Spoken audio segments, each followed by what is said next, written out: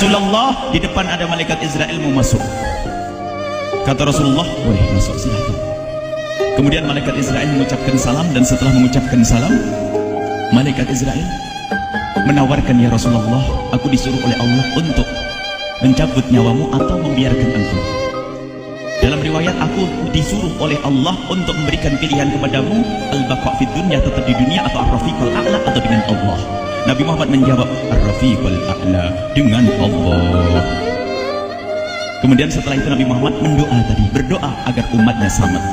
Setelah ada jaminan umatnya selamat, malaikat Israel, sudahlah, cabut nyawaku kalau memang sudah waktuku. Mulailah Nabi Muhammad dicabut nyawa beliau oleh malaikat Israel. Dan di saat Nabi Muhammad mulai dicabut nyawa beliau oleh malaikat Israel, Nabi Muhammad mengatakan, mahadha, apa ini wahai Israel? Malaikat Israel kemudian menjawab, ya Rasulullah, itu adalah sakaratul maut, itu adalah sakitnya di dalam kematian. Kemudian Nabi Muhammad mengangkat tangannya sambil berucap, la ilaha illallah, inna lil mauti la sakarat, tidak ada Tuhan selain Allah, sungguh di dalam kematian ada sakitnya, sakit kematian, yaitu sakaratul maut. Kemudian Nabi Muhammad memohon, ya Allah, Allahumma khafif alayya sakaratul maut, ya Allah, ringankan sakaratul mautku ini, ya Allah. Dijawab oleh malaikat Israel, ya Rasulullah, itu sudah aku ringankan 70 kali. Nabi Muhammad menoleh, apa malaikat Israel? Sudah kau ringankan 70 kali keringanan? Ya Rasulullah, sungguh aku tidak pernah mencabut seorang hamba lebih lembut dari cara mencabut nyawamu. Ini sudah aku ringankan 70 kali. Setelah itu justru Nabi Muhammad menangis, Israel, 70 kali rasanya masih sakit. Ya Rasulullah, memang itu sakaratul maut. Lalu bagaimana engkau mencabut umatku, wahai Israel? Allah, yang diingat siapa? Umat. Kalau engkau mencabutku dengan ringan seperti ini masih sakit, bagaimana engkau mencabut umatku, ya Israel? Dijawab oleh malaikat Israel, umatmu manusia biasa, ya aku cabut. Ya Rasulullah, begitu saja. Ya sudah, begitu. Nabi Muhammad menangis. Tiba-tiba Nabi Muhammad mengangkat tangan dan memohon kepada Allah, Allah, inna lil mauti la sakarat, la ilaha illallah, inna lil mauti la sakarat, sungguh di dalam kematian ada sakaratul maut. Allahumma khaffif ala ummati sakarat maut, ya Allah, ringankan dari umatku sakaratul maut, wa thaqqil alayya, dan bebankan kepadaku. Sampai tidak sadar doanya Nabi Muhammad seperti itu, thaqqil alayya, itu doa cinta. Seorang ibu yang pernah punya anak itu, lihat kalau doa Rasulullah ini masih dilakukan, bagaimana Rasulullah bisa doa begitu? Itu bahasa cinta yang tidak bisa diterjemahkan dengan oleh akal. Seorang ibu kadang-kadang, ibu yang di belakang, ibu mau dikasih sakit oleh Allah? Mau, Bu? Ibu jauh sekali. Ibu mau dikasih sakit? Jawabnya tidak mau.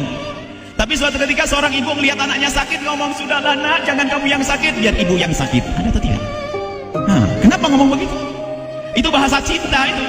Tidak rela kalau anak ini sakit, biar aku saja yang sakit. Itu yang dirasakan Rasulullah. Sakaratul maut begitu sakitnya, membayangkan betapa sakitnya umat Nabi Muhammad di saat dicabut nyawa beliau. Maka Rasulullah mengatakan, ya Allah, ringankan sakaratul maut dari umatku, bebankan kepadaku saja, ya Allah. Wala sawfa yu'tika fatarda. Permintaan Nabi Muhammad tidak ditolak oleh Allah, dikabul dan dikabul, wahai Muhammad.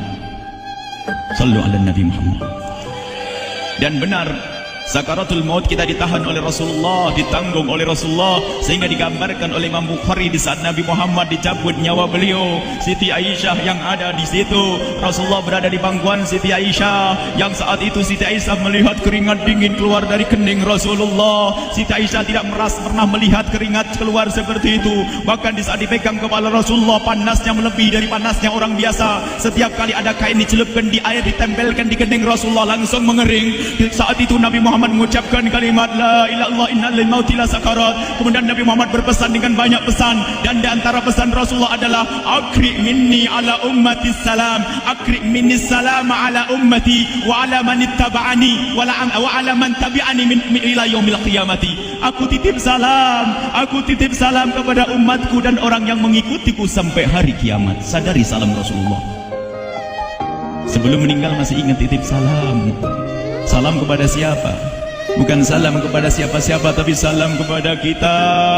Maka mari kita mengucapkan salam kepada Rasulullah, karena Rasulullah sudah salam duluan kepada kita. Mari kita sejenak bersalam kepada Rasulullah dan hadirkan Rasulullah ada di mata kita dan di hati kita. Mari kita bersama-sama mengucapkan salam. Assalamualaikum ya Rasulullah. Assalamualaikum ya Rasulullah. Assalamualaikum ya Habiballah. Assalamualaikum ya Nabi Allah. Rasulullah mengucapkan salam untuk kita. Dan di saat itu Rasulullah keringat dingin keluar, maka oleh Siti Aisyah diusap. Oleh Siti Aisyah diusap, bayangkan saat itu Nabi Muhammad di pangkuan Siti Aisyah dan diusap oleh Siti Aisyah. Siti Aisyah berkata, keringat Rasulullah mengucur deras hingga aku usap, dan aku usap dengan tangannya Rasulullah. Diusap dengan tangannya Rasulullah.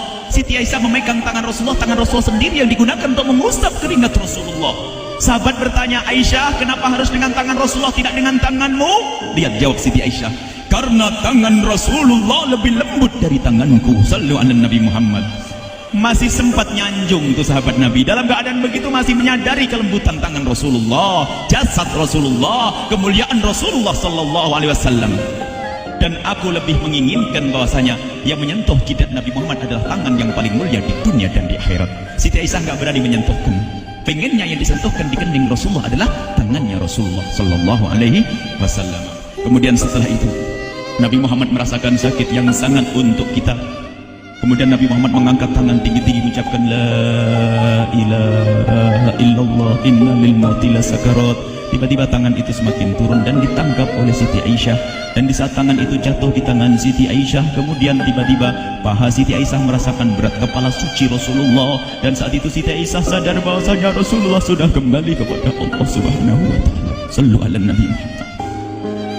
Siti Aisyah bingung di saat melihat seperti itu. Ditaruh pelan-pelan wajah Rasulullah sambil menangis lalu berkata, Rasulullah sudah meninggal. Para sahabat Nabi pada bingung. Sayyidina Ali tiba-tiba terduduk, nggak bisa berdiri. Sayyidina Utsman nggak bisa ngomong. Ada orang, Sayyidina Zaid berkata, aku baru melihat Rasulullah, setelah ini aku tidak mau melihat lagi selain Rasulullah. Ya Allah, butakan mataku, aku tidak ingin aku kotori mataku dengan selain Rasulullah. Dan dibutakan oleh Allah. Bermacam-macam kejadian saat itu. Madinah heboh luar biasa dengan meninggalnya Rasulullah sallallahu alaihi wasallam. Dan sungguh meninggalnya Nabi Muhammad adalah menghidupkan hati yang mati kalau orang faham. Tiba-tiba Sayyidina Abu Bakar datang. Setelah Sayyidina Umar mengatakan, siapa yang mengatakan Muhammad meninggal akan aku penggal lehernya. Jangan seperti orang-orang Nabi Muhammad sekarang lagi pergi seperti waktu Musa pergi kepada Tuhannya, kepada Allah, nanti akan kembali kepada kita. Muhammad belum meninggal. Ini adalah karena kecintaan Sayyidina Umar bin Khattab, tidak ingin Nabi Muhammad pergi. Tiba-tiba datang Sayyidina Abu Bakar As-Siddiq lalu masuk ke kamarnya Rasulullah, lalu masuk kepada Rasulullah, kemudian mengecup kening Rasulullah. Dan Sayyidina Abu Bakar berkata, ya Rasulullah, tibta hayyan wa mayyita. Ya Rasulullah, engkau tetap harum dalam keadaan hidup dan harum setelah meninggal dunia. Sallu ala Nabi Muhammad. Hingga sampai setelah hari besoknya meninggal Rasulullah, Senin sore, Selasa malam, Rabu dikubur Rasulullah SAW. Setelah dikubur, Sayyidat Fatimah bertanya kepada Sayyidina Abdullah ibn Abbas, Sayyidina Anas, wahai Anas, hai Anas, sambil menangis Sayyidat Fatimah di Zahra, hai Anas, bagaimana engkau tega? Atabat anfusukum an tahtu ra'sa Rasulillah. Apakah engkau rela menaburkan debu di atas kepala Rasulullah? Sayyidina Anas menangis kaget, ya wahai binta Rasulillah, kalau kami tidak dilupakan oleh Allah, niscaya tidak ada yang bisa mengubur Rasulullah. Jadi saat itu dilupakan oleh Allah, sehingga mereka tidak menyadari melakukan itu semua. Kalau mereka sadar, tidak akan bisa mengubur Rasulullah sallallahu alaihi wasallam. Ini yang diungkapkan oleh Sayyidina Anas. Kalau seandainya kami tidak dilupakan oleh Allah, niscaya kami tidak akan mampu mengubur Rasulullah sallallahu alaihi wasallam. Kami yang hadir di sini, ya Allah, ingin senantiasa hadir di hati kami kekasihmu Nabi Muhammad. Maka kami mohon, ya Allah, jadikan kekasihmu Nabi Muhammad yang akan, ya Allah, yang akan mendampingi kami kelak saat kau cabut nyawa kami, seperti yang kau wahyukan kepada kekasihmu Nabi Muhammad. Wa abshiru bil jannati, semua hamba yang beriman akan menyaksikan surga, ya di saat dicabut nyawa mereka. Dan surga, di tempat surga itu yang paling mulia adalah Nabi Muhammad. Maka kami mohon, ya Allah, saat kau cabut nyawa kami, ya Allah, hadirkan Nabi Muhammad di hati kami, ya Allah. Dan kami mohon ya Allah, saat di alam barzah nanti ya Allah, saat yang sangat mengerikan itu ya Allah, kami mohon hadirkan kekasih-Mu Nabi Muhammad, sehingga kami tidak takut dan gentar lagi dengan malaikat mungkar nakir. Dan ya Allah kami mohon, di saat di padang mahsyar nanti ya Allah, hadirkan kekasih-Mu Nabi Muhammad. Jadikanlah kekasih-Mu Nabi Muhammad yang akan menemani kami dan akan membonceng kami, membawa kami ke telaga Kausar. Lalu kami diberi air minum dari air telaga Kausar hingga kami tidak akan haus selama-lamanya. Ya Allah, jadikan kekasih-Mu Nabi Muhammad yang akan menemani kami di saat kami menyeberang Siratal Mustaqim hingga kami tidak akan terjerumus ke neraka Jahanam. Dan jadikan kekasih-Mu Nabi Muhammad yang akan kami saksikan setiap saat di surga-Mu ya Allah. Ya Allah, jadikan kekasih-Mu Nabi Muhammad yang senantiasa ya Allah kami lihat kelak di surga. Dan jadikan ucapan kami di akhir hayat kami kelak adalah ya Allah, adalah kalimat agung dan mulia, La ilaha illallah Muhammadur Rasulullah. La ilaha illallah Muhammadur Rasulullah. La ilaha